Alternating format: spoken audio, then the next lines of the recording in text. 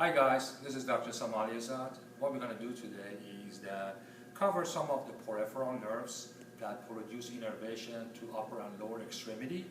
We're going to follow them and talk about some of the peripheral nerve that exit from the spine alongside of the thoracolumbar parts. So, if you come down here and you're looking at it, this is the spinal cord that going to be extending from the foramen magnum about 45 centimeter to the level of the L1, which it terminates and then produces a cauda equina, that part.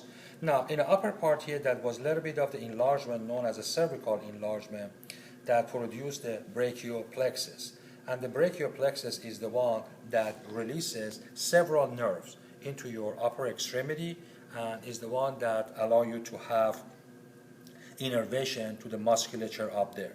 So I'm going to go over some of the ones that are kind of important for you to be able to know. The first thing that I want you to remember here, when you're looking at this structure, this arm is an anatomical position, this arm is pronated. So the nerves are going to be a little bit backward because of the pronation that happens here. This here, you're looking at it from the anterior view. This leg, you're looking at it from the medial view.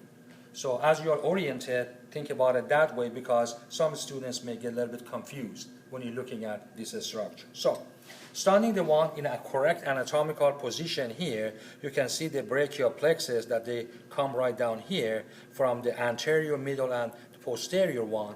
The first one here is important, known as axillary nerve, which control or innervate the shoulder, such as the deltoid muscle. Then the next one right down here is going to be your musculocutaneous, which you can see it here.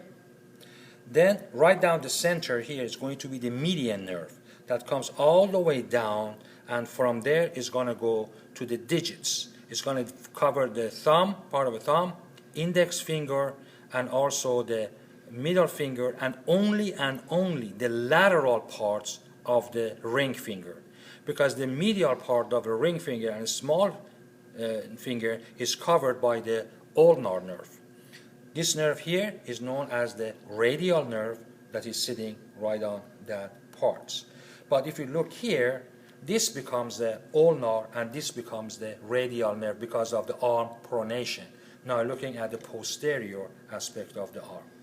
You come a little bit lower, we can see the intercostal nerve or the costal nerves that are coming right all the way down. Right in this area, we can see the ilioinguinal and iliohypogastric nerve. Then this one is going to be the lateral cutaneous femoral nerve. Then this one is going to be the femoral nerve that you can see a little bit better here. This is a femoral nerve, and this one is going to be the lateral cutaneous femoral nerve. Then you have the sciatic nerve that is going to be going all the way down. And of course you can see the sciatic nerve also in this section. Now, there's another nerve that comes here. When the sciatic nerve reaches to the behind the knee, a little bit superior to the popliteal area, is going to be dividing into two parts. The first part is known as the tibial nerve, which stays on the back of the leg, such as this one, and is going to go all the way down to the lower. There's an extension that comes from the tibial nerve. This is known as the Sorel nerve that comes here. Tibial nerve, as it goes to the leg, divides into the medial and lateral pedal nerves that goes to your foot area. Then on the anterior part, the second part of the sciatic nerve is going to become the common peroneal nerve. The common peroneal or common fibular nerve comes up and rotates from the head of the fibula, comes in front. One branch stays on top, one branch goes deep. So this one becomes superficial peroneal or superficial peroneal or fibular, and this one becomes the deep fibular. Of course, you can see the part of the popliteal nerve that are sitting along the region here. You can see the sacral plexus.